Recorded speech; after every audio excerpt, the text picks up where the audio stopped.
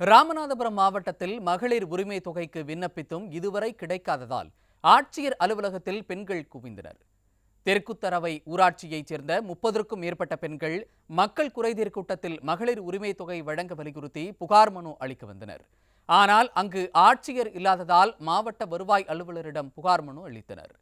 கோட்டாட்சியர் அலுவலகத்தில் மேல்முறையீடு செய்தும் மகளிர் உரிமை தொகை கிடைக்கவில்லை என பாதிக்கப்பட்ட பெண்கள் வேதனை தெரிவிக்கின்றனர்.